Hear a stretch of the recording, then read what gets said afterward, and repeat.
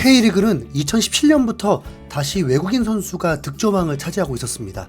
2017년 수원 삼성의 조나탄, 2018년 경남 FC의 말컹, 2019년 수원 삼성의 타가트, 2020년 울산 현대의 주니오. 그러다가 혜성처럼 등장한 주민규.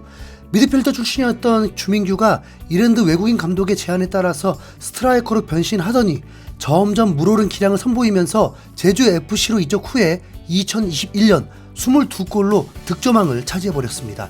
그게 반짝 스타일 줄 알았는데 이후부터 3년 연속 득점왕을 차지해버립니다. 주민규 나이는 33살, 지금부터가 전성기면 좋으련만 세월은 주민규 편이 되어줄 수 없습니다. 주민규는 울산 현대로 이적해서 골맛을 느껴보면서 16경기 출전에 5골밖에 득점하지 못했습니다. 이대로면 올 시즌 15골을 넣기 어려울 것입니다. 그러면 주민규도 없고 조규성도 없으니까 K리그의 득점왕이 다시 외국인으로 흘러갈 수밖에 없겠죠. 올 시즌 16라운드까지 실제로 그랬습니다. FC서울의 일류첸코, 인천FC의 무고사가 득점 공동 선두였습니다. 그런데 팬들은 그 아래에 8골을 넣고 있는 한 선수를 주목하고 있었습니다. 수원FC의 이승우입니다. 이승우가 공격형 미드필더임에도 득점 8골을 넣으면서 팀을 상위권으로 올려놓고 있었고, 더 대단한 것은 이승우의 평균 출전 시간이 59분밖에 되지 않았는데도 많은 골을 넣고 있는 것이었습니다. 그래서 상상도 하지 못했던 이승우의 득점왕 도전이 현실화되고 있었고, 많은 팬들의 관심이 집중되었습니다. 그리고 드디어 17라운드에서 이승우가 또 골을 추가하면서 공동 득점 1위까지 오르는 기염을 토했습니다. 강원FC와의 원정 경기에서 0대1로 뒤지고 있던 후반 54분에 이승우가 오른쪽에서 중앙으로 몰고 들어오면서 안데르손에게 패스를 내줬고, 강원FC 선수들이 6명이 몰려있는 상황에서 이승우는 반대쪽 문전으로 파고들고 안데르손은 컷백으로 이승우에게 패스를 해줬는데 곧바로 이승우가 밀어넣으면서 동점골을 넣은 것입니다.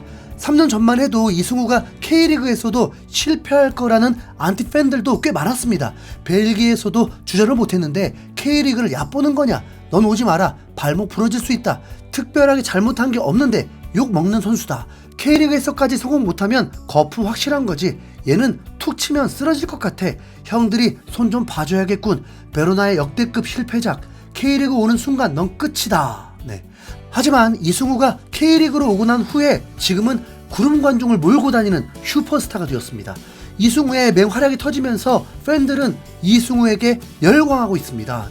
이승우 감각은 정말 미쳤다, 우리에겐 저런 간결함이 필요하다, 국대에 가자, 이승우 제자리 높이뛰기 봤음, 운동 능력 미쳤다, 이승우 때문에 K리그 수준이 더 높아진 것 같다, 이승우 이제 유럽으로 가야 할 때다, 3년 늦었지만 분명 성공할 수 있다, 이승우 스타일을 좋아하는 감독을 만나는 게 가장 중요하다, 가장 저평가받는 보석이다, 빨리 뽑아라, 벌써 26살이 되어버렸다, FIFA가 한국의 보석을 망쳐놨다, 내가 장담한다, 세컨 스트라이커로 무조건 한국에 도움된다, 이강인보다 이승우다, 겉으로는 조롱하지만 속으로는 모두가 응원하는 선수 등등.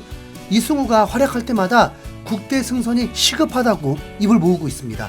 누가 뭐래도 현재 K리그 슈퍼스타는 이승우고, U20 월드컵 4강 진출을 이끈 김은중 감독이 올 시즌 수원FC를 맡으면서 이승우 활용법을 제대로 써먹으면서 이승우는 날개를 달았습니다. 벌써 MOM에도 4번이나 뽑혔습니다. 최근 조원희와 얘기를 나누면서 폼이 올라온 이유에 대해서 물었는데 팀 퀄리티가 매우 좋고 호흡이 잘 맞는다고 했습니다. 김은중 감독은 최근 국가대표 경기가 있기 전에 이승우가 국가대표에 뽑힌다면 분명 도움이 될 것이라고 했고, 클린스만 감독이 경질된 이후에 아시아권에서 태국 상대로 예선전을 해야 한다, 이승우의 가장 큰 장점은 밀집 수비를 뚫을 능력이다, 최대한 대표팀의 옵션이 되지 않을까 생각한다, 골 감각도 좋다, 국대 기회가 된다면 소속팀 감독으로서 좋은 일이라고 적극 추천하기도 했습니다. 하지만 벤투 감독도 클린스만도 황선홍도 김도훈 감독도 이승우를 뽑지 않으면서 벌써 5년째 국가대표가 되지 못했습니다.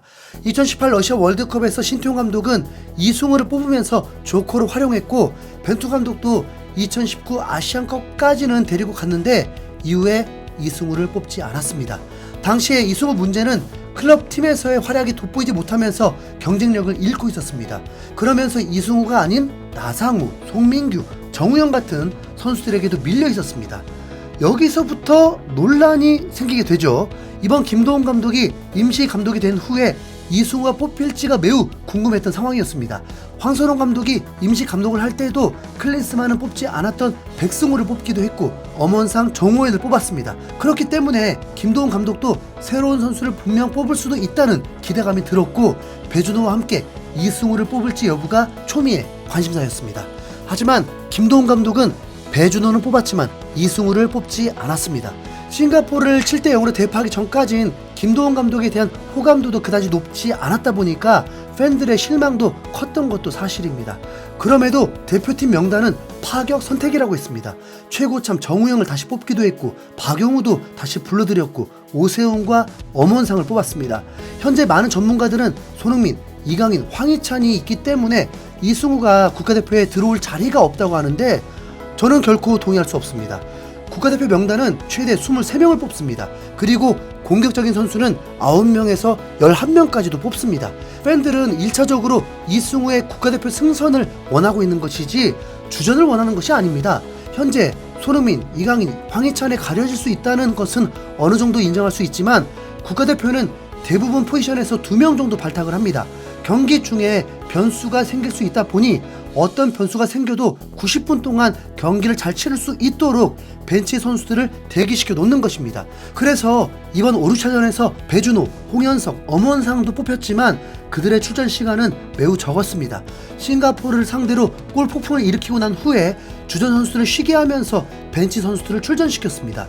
엄원상, 홍현석 선수가 국가대표 될 자격이 없다는 게 아니라 이승우가 위 선수들 이상으로 충분히 좋은 활약을 할 수 있는 선수라는 거죠. 김은중 감독이 얘기했듯이 이승우는 테크닉으로 밀집 수비를 무너뜨릴 수 있고 반칙을 유도해낼 수 있는 선수입니다. 손흥민에게만 2명, 4명이 붙게 한다면 그만큼 공간은 더 많이 나고 현재 K리그 득점 1위의 위용을 뽐낼 수 있는 거죠. 이승우는 현재 벨링엄이나 그리즈만 같은 포지션의 선수입니다. 비록 이승우가 신장에서 매우 약점이 있지만 최근 강원FC와의 경기에서는 문전에서 높은 점프력으로 골대를 맞추는 스트라이커다운 면모까지 보여줬습니다. 이승우는 조원희와의 대화 중에 올 시즌이 수원FC와의 마지막 계약 시즌인데 기회가 되면 해외 진출을 원하고 있고 미국 진출도 원하고 있습니다. 새로운 도전을 하고 싶어합니다. 지금 이승우는 3년 동안의 징계로 인해서 폼이 올라오지 못했던 걸 지금에서야 빛을 발하고 있는 것입니다. 이승우가 국대 주전이 되어야 한다라고 말하지도 않습니다. 하지만 23인에 충분히 뽑힐 만한 선수라는 것은 확실합니다.